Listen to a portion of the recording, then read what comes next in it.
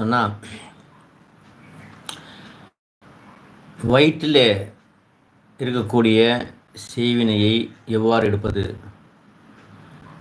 இது இந்த சில பேருக்கு வயிற்றில் செய்யப்பட்ட செய்வினையை வெளியே எடுத்தால் தான் முழுமையான ஆரோக்கியம், முழுமையான ஷிஃபா கிடைக்கும். ஆகவே இதற்கு ஒரு சிறந்த முறை இருக்கிறது. இந்த சிறந்த முறையை சவுதியில் இருக்கக்கூடிய ஒரு பெரியவர் யூடியூப்பில் போட்டிருக்காங்க. தன்னுடைய அத்தா, பாட்டன் என்று அவங்க குடும்ப வாரியாக, பரம்பரை வாரியாக செஞ்சிட்ருக்காங்க. ஏழைகளுக்கு ரொம்ப பயனளிக்கக்கூடியதாக இருக்கிறது. ஆகவே இன்ஷா அல்லாஹ் நாம் சொல்லக்கூடிய விஷயங்களை எழுதி வைத்துக் கொள்ளுங்கள். அதை பின்பற்றி வந்தீங்கன்னா இன்ஷா அல்லாஹ் அல்லாஹ்வுடைய கிருபையில் முழுமையான ஷிஃபா கிடைக்கும். புதிதாக வரக்கூடியவங்க மறக்காமல் சப்ஸ்கிரைப் செய்யுங்க. இதனை அனைத்து மக்களுக்குமே ஷேர் செய்ய மறக்காதீங்க. ஏன்னா இந்த பிரச்சனை உள்ளவர்களுக்கு அது மிகப்பெரிய வரப்பிரசாதமாக இருக்கும். எல்லாம் வல்ல அல்லாஹ் கபூல் செய்வானாக. கணிதூரிலே சில செய்வினைகள் வயிற்றில் போய் இருக்கும். அதை எடுத்தால் தான் நம்ம வெளிப்படையாக செய்யக்கூடிய அனைத்துமே முழுமையான முறையில் குணமாகும். அதுக்கு சிறந்த வைத்தியம் என்னென்னு சொன்னால்,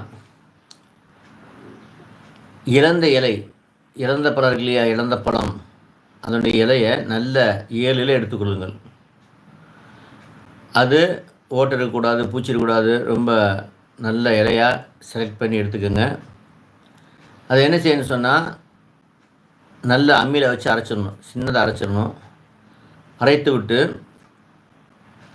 அதை ஒரு சின்ன வாளியில் போட்டு, நல்ல வாளியாக குடிக்க முடியும், அதாவது குடிக்கக்கூடிய தண்ணியாக இருக்கணும், குளிக்கக்கூடிய தண்ணியாக இருக்கணும், அந்த மாதிரி அதில் போட்டு கலக்கிடுங்க. கலக்கிட்டு இது என்ன செய்யணும்னு சொன்னால், காலையில் வெறும் வயிற்றில் அதில் ஒரு தடவை மட்டும் ஆயத்து குறிச்சி ஓதணும். அல்லாஹ் லா இலாஹ இல்லல்லாஹு ன்னு சொல்லக்கூடிய ஆயத்து குறிச்சி ஒரு தடவை ஓதி ஊற்றிட்டு, அதை வெறும் வயிற்றில் காலையில் அந்த இறந்த இலையை போட்ட அந்த தண்ணியை குடிக்கணும், ஃபுல்லாக குடிக்கணும், எவ்வளோ முடியுமோ குடிக்கணும். குடித்தா என்ன ஆகுன்னு சொன்னால், வயிற்றிலிருந்து அப்படியே பலவிதமான இரத்தக்கட்டி இது மாதிரி செய்வினை சம்மந்தப்பட்ட வெளியே வரும். முதல் நாள் வழியா 2 நாள் 3 நாள் தொடர்ந்து செய்யுங்க. அது மாதிரி வந்துருச்சுன்னு சொன்னால் தொடர்ந்து செய்ய வேணாம். அங்கிட்டு ஒரு 3 நாள் 4 நாள் கேப் விட்டு செய்யுங்க. தொடர்ந்து செஞ்சால் உடம்பு பலகீனமாயிரும். இல்லை ஒரு வாரம் கேப் விட்டு செய்யுங்க. இது மாதிரி 3 தடவை செஞ்சு அது நல்லா ஆயிடுச்சுன்னு சொன்னால், வயிற்றில் வெறுமை இல்லை, எதுவுமே வரல, ஃப்ரீ ஆகிடுச்சுன்னு சொன்னால் அதுக்கப்புறம் செய்ய தேவையில்லை. அப்புறம் பாக்கி இருக்கக்கூடிய தண்ணியை குளிச்சிடுங்க.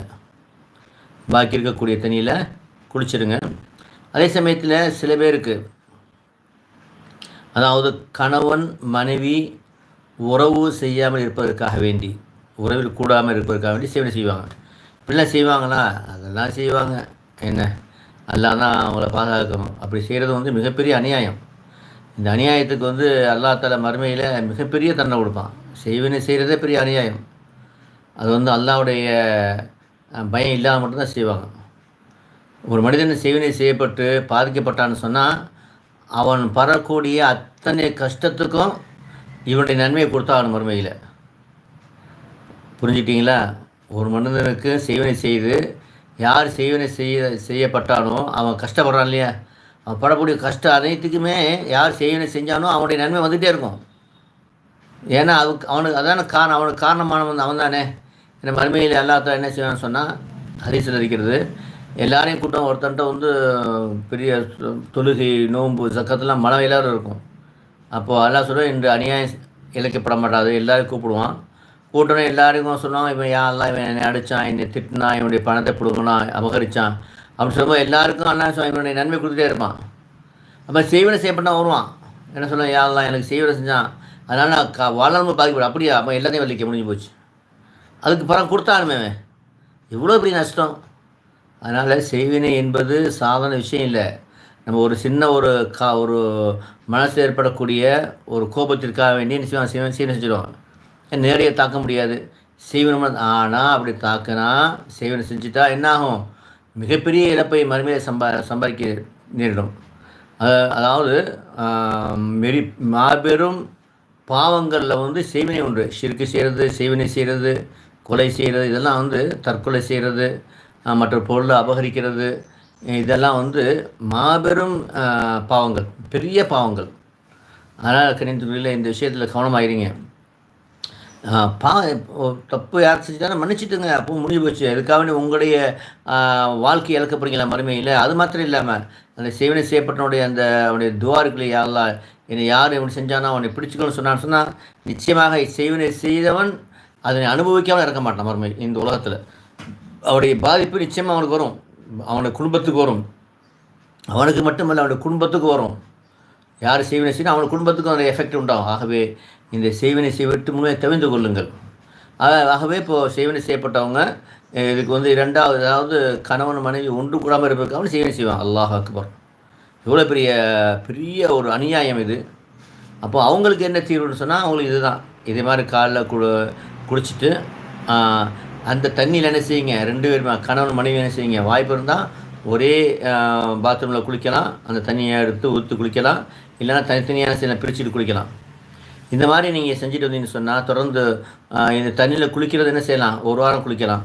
1 வாரத்துக்கு 2 தடவை குளிச்சுட்டு வந்தோம்னு சொன்னோம்னா அல்லாஹ்வுடைய கிருபையில் அந்த செய்வினை செய்யப்பட்டது, அதாவது உறவு ஒன்று கூடாமல் இருப்பதற்காக செய்யப்பட்ட செய்வினை இன்ஷா அல்லாஹ் அழிந்துவிடும் அல்லாஹ்வுடைய கிருபையை கொண்டு. சரிங்களா? இது வந்து அதாவது அற்புதமான அனுபவபூர்வமான அமல்.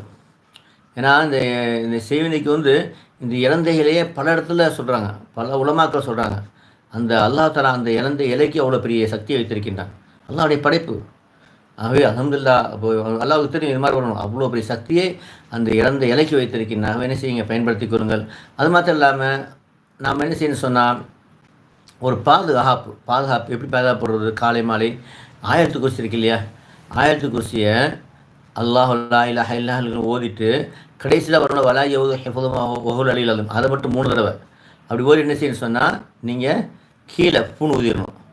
அதே மாதிரி திரும்ப ஆயத்து குர்சி கடைசியில் வரக்கூடிய வலா யவுது ஹிஃபுதுஹு வஹுல் 3 தடவை ஓதிட்டு மேலே பூண் ஊதணும். அப்புறம் இடது பக்கம் வலது பக்கம் முன்பக்கம் இடது பக்கம் பின்பக்கம் நெஞ்சுக்குழி, இந்த 7 தடவை இது மாதிரி ஓதிட்டிங்கன்னு சொன்னால் அன்று மாலை வரை பாதுகாப்பு உங்களுக்கு கிடைக்கும். அதே மாதிரி மாலையில் இல்லை மகரிப் நட்டு ஓதிட்டின்னு சொன்னால் காலை வரை, இப்போ காலை மாலை இந்த மாதிரி என்ன செய்யுங்க, ஒரு பாதுகாப்பை ஏற்படுத்தி கொள்ளுங்கள். ஏன்னா எதிரில் வாட்சி பண்ணுறாங்க, நம்ம பாதுகாப்பு ஏற்படுத்தணும். ஓகேங்களா? இந்த முறையில் செஞ்சுட்டு வந்தீங்கன்னு சொன்னால் அல்ஹம்துலில்லாஹ். அது மாத்திரம் இல்லாமல் 5 நேரம் தொழு, அந்த நேரத்தை தொழுங்க, சுன்னத்தான நஃபிலான வாஜிபான தொழு விடாமல் தொழுங்க, தஹஜ்ஜுத் இஷ்ராக் லுஹா அவாபின்னு தொழுங்க. அதே மாதிரி இந்த ஜின்னு ஷைத்தானுக்கு நம்ம ஒரு சொல்லியிருக்கிறோம், வலா யவுது ஹிஃபுதுஹு வஹுல் அலியுல் அஸீம், அதை வந்து நம்ம 1,00,000 தடவை சொல்லியிருக்கிறோம். அதனால் அதை ஒரு கணக்கு வைத்துக்கொண்டு என்ன செய்யுங்க, அதையும் விடாமல் போயிட்டு வாங்க. குறைஞ்சது காலையில் 500, சாயந்தரம் 500, உங்களுக்கு முடிஞ்ச அளவுக்கு 100, 200 எதுவும் உங்களுக்கு முடிஞ்ச அளவுக்கு. ஆனால் மனம் இருந்தால் மார்க்கம் வைக்கிறது. ஒரு பிரச்சனைக்கு ஒரு தீர்வு உண்டாக்குன்னு சொன்னால் அதை நீங்கள் காலை ஓதிட்டே வாங்க, விடாமல் ஓதிட்டே வாங்க. ஓதிட்டே வந்தீங்கன்னு சொன்னால் இன்ஷா அல்லாஹ் எல்லாமே சேர்ந்து இந்த அமல் செய்யும்போது எல்லா விதமான செய்வினை இருந்து அல்லாஹ் தஆலா வெளியாக்கிடுவான், நிம்மதியான வாழ்க்கையை தருவான், ஒரு பாதுகாப்பை கொடுப்பான். திரும்ப செய்கிறவன் செஞ்சுட்டு தான் இருப்பான். சரியா?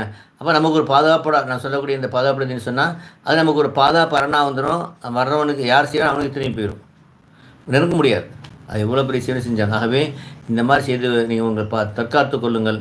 அது மாத்திரம் இல்லாமல் நபிஸா சொன்னாங்க, நன்மை ஏவி தீமையை தடுத்து கொண்டிருங்கள். அப்படி இல்லைன்னு சொன்னால் அல்லாஹ்வுடைய வேதனை இறங்கும். அதுக்கப்புறம் நீங்கள் துவா செய்வீங்க, கபல் செய்ய மாட்டான். அப்போ என்ன செய்யணும் சொன்னால் கணவனுக்கு மனைவிக்கு பிள்ளைக்கு பெற்றோர் செய்ய வேண்டிய கடமை சரியாக செய்யணும், உற்றார் உறவினர் செய்ய வேண்டிய கடமை சரியாக செய்யணும். அது மாத்திரம் இல்லாமல் நம்ம வந்து தீமையான விஷயங்களை தவிர்த்துக்கணும். நம்ம சொன்ன மாதிரி விபச்சாரம் செய்கிறது, குடிக்கிறது, மது குடிக்கிறது, சூதாடுறது, சிகரெட்டு குடிக்கிறது, மற்ற பொருளை அபகரிக்கிறது, மற்ற செய்வனை செய்கிறது, கொலை, தற்கொலை, இதை விட்டு தவிர்த்து கொள்ள வேண்டும். அப்போது நன்மை செய்யணும், தீமையை தவிர்த்துக்கணும், இதை மக்களுக்கு எத்தி வைக்கணும். நிமிஷம் நன்மையை ஏவுங்க, தீமை தடுங்க அப்படின்னு சொன்னாங்க. அப்போ நம்ம எப்படி எடுத்து வைக்கிறது? இப்போ இந்த வீடியோ பார்க்குறீங்க, இதை நீங்கள் வந்து ஒரு 5 பேருக்கு எல்லோரும் ஷேர் செய்ய முடியும், ஒரு தடவை. இது மாதிரி உங்களுக்கு முடிந்தவரை ஷேர் செஞ்சுட்டிங்கன்னு சொன்னால் நீங்கள் நன்மை ஏவி தீமை தடுத்த கூட்ட அந்த வெற்றியாளர் கூட்டத்தில் வந்துட்டீங்க. உங்களுடைய துவா அல்லாஹ் கபூல் செய்வோம். ஆகவே எல்லாம் அல்லாஹ் சுப்ஹானஹு வ தஆலா இமேமலை வெற்றிப்பட்ட கூட்டத்தில் ஆக்கி இருப்பானாக. நம்ம எதை கேட்டோமோ அதன்படி அமல் செய்து வெற்றிப்பட்ட கூட்டத்தில் என்னை உங்களை ஆக்குவானாக. வாஹிது அல்ஹம்துலில்லாஹி ரப்பில் ஆலமீன். அஸ்ஸலாமு அலைக்கும் வரஹ்மத்துல்லாஹி வபரகாத்துஹு.